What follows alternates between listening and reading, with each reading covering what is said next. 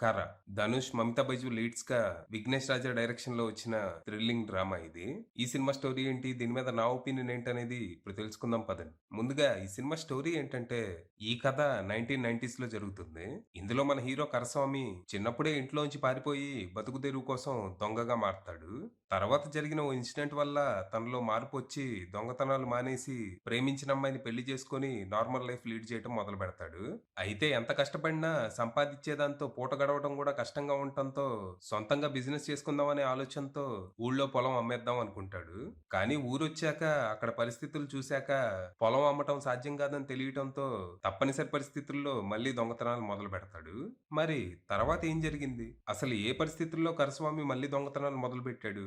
ఊళ్ళో పరిస్థితులు ఎలా ఉన్నాయి? తన పొలం ఏమైంది? ఇన్నేళ్ల తర్వాత తను ఊరు తిరిగొస్తే తన పేరెంట్స్ రియాక్షన్ ఏంటి? అసలు తను ఇల్లు వదిలి ఎందుకు పారిపోయాడు? ఇంతకీ ఈ కథలో మళ్ళీ పోషించిన పాత్రేంటి? చివరికి ఈ దొంగతనాలతో కరస్వామి సాధించిందేంటి? కోల్పోయిందేంటి? అనేది మీరు సినిమా చూసి తెలుసుకోవాలి. ఇక ఈ సినిమా ఓకే. కాసేపు టైమ్ పాస్ అనిపిచ్చింది. కథా కథనాల పరంగా ఇందులో పెద్ద కొత్తదనం ఏమీ లేదు. చాలా సన్నివేశాలు, సిట్యుయేషన్స్ ఇదివరకే ఎన్నో సినిమాల్లో జూసినట్టు డేజా వూ ఫీలింగ్ కలిగిస్తాయి. వేరే ఎవరి సినిమాల దాకో ఎందుకు? లాస్ట్ ఇయర్ ధనుష్ డైరెక్షన్‌లో వచ్చిన 'ఇడ్లీ కొట్టు'కే ఈ సినిమా ఇంకో వెర్షన్‌లా ఉంటది. ఆఫ్‌కోర్స్ ఇక్కడ థీమ్స్ వేరనుకోండి. తండ్రి ఆశయం కోసం తన లక్ష్యాన్ని పక్కన పెట్టి కొడుకు చేసే పోరాటం. అక్కడ పోరాటం ఇడ్లీ కొట్టు కోసం అయితే, ఇక్కడ పొలం కోసం.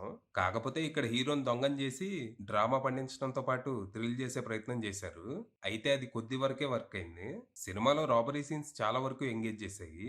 ముఖ్యంగా ప్రీ ఇంటర్వెల్ నుంచి ఇంటర్వెల్ వరకు సాగే 25 minutes bank robbery episode edge of the seat లో కూర్చోబెడతది. ఆ ఎపిసోడ్ మొత్తాన్ని చాలా బాగా డిజైన్ చేసుకున్నారు. ఆ సీన్ కి థియేటర్‌లో విజిల్స్ బానే పడ్డాయి. ఇక ఆ తర్వాత మళ్ళీ అంత టెన్షన్ పెట్టే, థ్రిల్ చేసే రాబరీ ఎపిసోడ్ ఏమీ లేకపోయినా, ఉన్నంతలో సెకండ్ హాఫ్‌లో వచ్చే రాబరీ ఎపిసోడ్స్ ఓకే అనిపిస్తాయి. ఈ సినిమాకి అతిపెద్ద వీక్‌నెస్ అంటే అది రైటింగే. కథ ఎంత రొటీన్‌గా ఉన్నా స్క్రీన్ ప్లే ఎంగేజింగ్‌గా ఉండేలా చూసుకుంటే అంత ఇబ్బంది ఉండదు. అది వల్ల కాకపోతే క్యారెక్టర్స్‌నైనా బలంగా డిజైన్ చేసుకుంటే సర్దుకుపోవచ్చు. కానీ ఇక్కడ అది కూడా కుదరలేదు. ఇక్కడ క్యారెక్టర్స్ అన్ని మోస్ట్‌లీ వన్ డైమెన్షనల్ గానే ఉండటంతో వాటి మధ్య డ్రామా సరిగ్గా కుదరలేదు. కొద్దో గొప్పో హీరో క్యారెక్టర్ ఒకటే కొంచెం లేట్‌గా అనిపిస్తది. బట్ అది అంత స్ట్రాంగ్‌గా అయితే అనిపించలేదు. అంటే తన స్వార్థం కోసం దొంగతనాలు మొదలుపెట్టి, ఊరి బాగు కోసం రాబిన్ హుడ్ తరహా దొంగగా మారే క్యారెక్టరు. కానీ సినిమాలో ఆ రిడెంప్షన్ ఆర్క్ చాలా లేట్‌గా వస్తది. దీనికి తోడు ఆ సన్నివేశాలు కూడా చాలా రొటీన్‌గా, లేజీగా ఉండటంతో పెద్ద ఇంపాక్ట్ ఏమీ ఉండదు. ఇక ఇందులో పర్టిక్యులర్‌గా విలన్ అంటూ ఎవరు ఉండరు. అవసరం ఉన్నా లేకున్నా రైతులకి లోన్‌లు ఇచ్చి వడ్డీలు కట్టమని పీక్క తినే బ్యాంకే యాంటాగనిస్ట్. కానీ ఇక్కడ ఆ బ్యాంకులు చేసే అరాచకాలు చాలా సార్లు చూసాం ఎల్లబే అనే తరహాలోనే ఉంటాయి.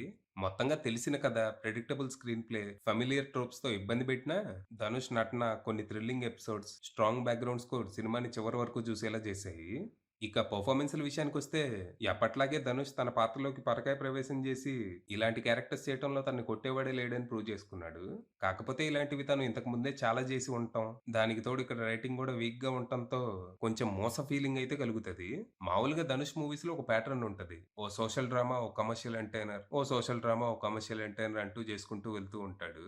కాకపోతే ఈ ప్యాటర్న్ ఇప్పుడు కొంచెం రొటీన్ అయిపోతుంది. తను చేసే సోషల్ డ్రామాస్‌లో థీమ్స్ మారుతున్నా, తను ప్లే చేసే క్యారెక్టర్స్ మాత్రం కొంచెం సిమిలర్‌గా ఉంటున్నాయి. ఇది గమనించి భవిష్యత్తులో జాగ్రత్తలు తీసుకుంటే మంచిది. ఇక మల్లిగా మమితా బైజు ఉన్నంతలో ఓకే అనిపించింది. తన క్యారెక్టర్‌ని చాలా వీక్‌గా రాసుకున్నారు. స్టార్టింగ్‌లో తన సీన్స్ చూసి కరస్వామి జర్నీలో తను కీలక పాత్ర పోషిస్తదేమో అనుకున్నా. కానీ తర్వాత తనని పూర్తిగా పక్కన పడేశారు. ఒకానొక దశలో అసలు తను సినిమాలో ఉందన్న సంగతే మర్చిపోతాం. ఇక ఫాదర్ క్యారెక్టర్‌లో కేఎస్ రవికుమార్ గారు మంచి నటన కనబరిచినా, ధనుష్‌తో వచ్చే ఆయన సీన్స్ అన్నీ ఇడ్లీ కొట్టులో రాజ్ కిరణ్ గారితో వచ్చే సీన్స్‌కి ఇంకో వెర్షన్‌లో ఉండటంతో ఉపయోగం లేకుండా పోయింది. ఇక కన్నింగ్ బ్యాంక్ మేనేజర్‌గా జయరాం గారు పర్లేదనిపించినా, ఆయన అలా ఎందుకున్నాడో, తన క్యారెక్టర్ మోటివేషన్స్ ఏంటో అనేది మాత్రం మనకర్థం గాదు. ఏదో ఎదవంటే ఎదవ అంతే. ఇక డీఎస్‌పీ క్యారెక్టర్‌లో సూరజ్ మెప్పించినా, తనకి ధనుష్‌కి మధ్య వచ్చే క్యాట్ అండ్ మౌస్ చేసి ఆసక్తి రేకెత్తిచ్చినా, చివర్లో వీళ్ళిద్దరి మధ్య వచ్చే ఫేస్ ఆఫ్ ప్రెడిక్టబుల్‌గా పేలవంగా ఉంటూ నిరాశపరిచింది. ఇక సినిమాలో మిగిలిన ఆర్టిస్టులంతా ఉన్నంతలో ఓకే అనిపించారు. ఇక టెక్నికల్‌గా సినిమా స్ట్రాంగ్‌గానే ఉంది. ప్రొడక్షన్ వాల్యూస్ అండ్ సినిమాటోగ్రఫీ బాగుండగా, జీవీ ప్రకాష్ కుమార్ అందించిన పాటలు పర్లేదనేలా, బ్యాక్‌గ్రౌండ్ స్కోర్ సినిమా మూడ్‌ని ఎలివేట్ చేసేలా ఉన్నాయి. ఇక ఎడిటింగ్ కొంచెం గట్టిగానే పని జెప్పాల్సిందే. ముఖ్యంగా సెకండ్ హాఫ్‌లో. ఇక తెలుగు డబ్బింగ్ విషయంలో మనల్ని గ్రాంటెడ్‌గా తీసుకోకుండా బానే జాగ్రత్తలు తీసుకున్నారు. మంచి విషయం. ఇక రైటర్, డైరెక్టర్ 'విఘ్నేష్ రాజా' విషయానికొస్తే, ఆయన అనుకున్న థీమ్స్‌లో, మూల కథలో విషయం ఉన్నా, వాటిని మరీ రొటీన్‌గా ప్రెజెంట్ చేసి కొంచెం నిరాశపరిచారు.